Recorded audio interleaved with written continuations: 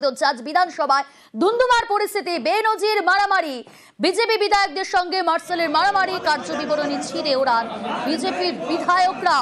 4 BJP বিধায়ককে suspend স্পিকারের।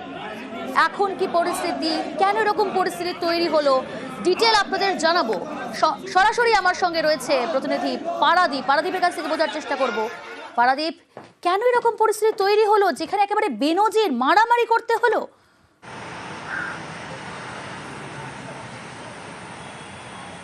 একদমই প্রিয়াঙ্কা, একদম নজিরবিহীন ঘটনা বললেও কম বলা হয়। আমরা জানি যে গত কয়েকদিন আগে স্পিকার বিমান বন্দ্যোপাধ্যায় তিনি এক্সপাঞ্জ করেছিলেন, কারণ তাদের স্পিকারের বক্তব্য ছিল যে বিধানসভার হাউসের ভেতরে যখন বিরোধীরা তাদের বক্তব্য রাখেন, তাদের বক্তব্য রেখে তারা হৈ হৈ করে স্লোগান শাউটিং করে তারা বেরিয়ে যান। শাসক পক্ষের যে বক্তব্য সে বক্তব্য তারা শোনেন না। এই ইস্যুতে সে বিরোধী বিধায়ক অর্থাৎ বিজেপি বিধায়কদের যাবতীয় বক্তব্য এক্সপাঞ্জ করার সিদ্ধান্ত নিয়েছিলেন স্পিকার।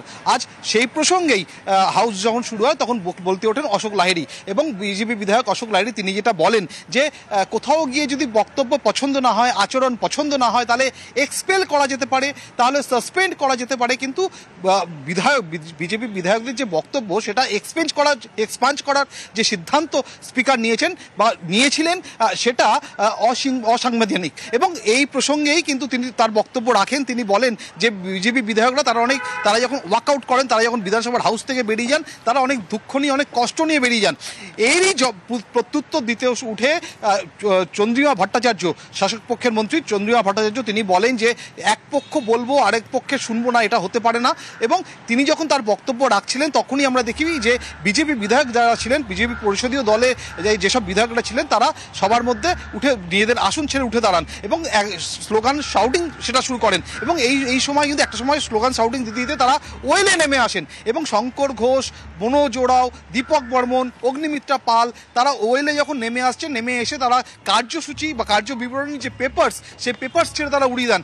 একটা সময় আমরা দেখি যে স্পিকার বিমান বন্দ্যোপাধ্যায় তিনি বলছেন যে উঠে দাঁড়িয়ে বলছেন নিজে আসন ছেড়ে যে এইভাবে যদি চলতে থাকে তাহলে তাদের কিন্তু সাসপেন্ড করা হবে। এবং তিনি নাম করে করে দীপক বর্মন, শঙ্কর ঘোষ তাদের সতর্ক করেন।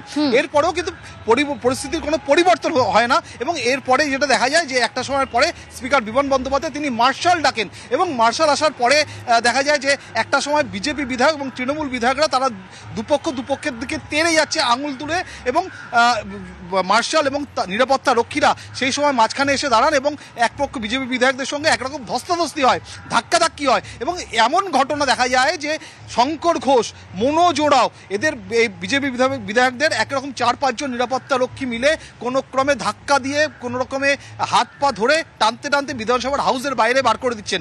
এবং এরপরেই কিন্তু গাড়ি বারান্দায় বিজেপি বিধায়করা তারা বেরিয়ে আসেন হাউস থেকে, এবং গাড়ি বারান্দায় এসে তারা তাদের বিক্ষোভ জানাতে থাকেন, তাদের প্রতিবাদ জানাতে থাকেন। এবং এই প্রতিবাদ জানানোর সময় কিন্তু শুভেন্দু অধিকারী রাজ্যের বিরোধী একেবারেই পারাদীপ সঙ্গে থাকো।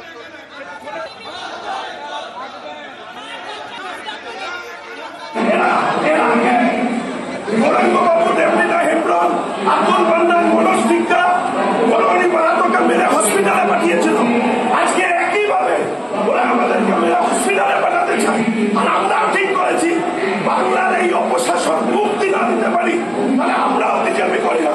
এবং যেভাবে আজকে মার্শাল দিয়ে আমাদের উপরে অত্যাচার চালানো হলো, চশমা পর্যন্ত এইভাবে ঘুরিয়ে দিয়েছে, ঘরের মধ্যে ফেলেছে, পেছন থেকে খোলা ধরে টানছে। এই হচ্ছে মার্শালদের ভূমিকা। আনন্দিতা পাড়ায় তার গায়ে হাত দেওয়া হয়েছে, রাজ্যে দুষ্কৃতি আর পুলিশ দিয়ে বিরোধী কণ্ঠস্বর চুপ করানো হয়, আর এখানে মার্শাল দিয়ে আমাদেরকে মারা হচ্ছে। কথা বলতে পারবো না, আমাদের জনপ্রতিনিধি করে পাঠানো হয়েছে, এলাকার মানুষ, পশ্চিমবঙ্গের মানুষ আমাদের ভোটে জিতিয়ে জনপ্রতিনিধি করে পাঠিয়েছে, কিন্তু আমরা কোনো এলাকার কথা বলতে পারবো না, কোনো অন্যায়ের কথা বলতে পারবো না, আমাদের মুখ বন্ধ করে বসে থাকতে হবে। যেভাবে ধস্তাধস্তি করে হলো, যেভাবে বলে আমাদেরকে হেকেল করে, অসম্মান করে মার্শালকে দিয়ে বের করে দেওয়া হচ্ছে। কারণ যদি জানতে চান, আমরা বলেছি শুক্রবার ডক্টর অশোক লাহিড়ীর কথা বা আমাদের যারা বক্তব্য রেখেছে তাদের কথা কেন এক্সপাঞ্জ করা হলো। 14 জন মার্শাল তারা আহত হয়েছে। তবে এই ঘটনার পরে উত্তেজনা থেমে থাকেনি বিধানসভায়। এর পরেও আমরা দেখেছি উত্তেজনা হয়েছে। 14 জন নিরাপত্তা রক্ষী তারা আহত হয়েছেন, তাদের হাসপাতালে নিয়ে যাওয়া হয়েছে, তাদের চিকিৎসা হয়েছে। বিধানসভায় বেনজির মারামারি, বিজেপি বিধায়কদের সঙ্গে মার্শালের মারামারি, কার্যবিবরণী ছিঁড়ে ওড়ান বিজেপি বিধায়করা। 4 বিজেপি বিধায়ককে সাসপেন্ড স্পিকারের। এরপরে উত্তেজনা থামেনি।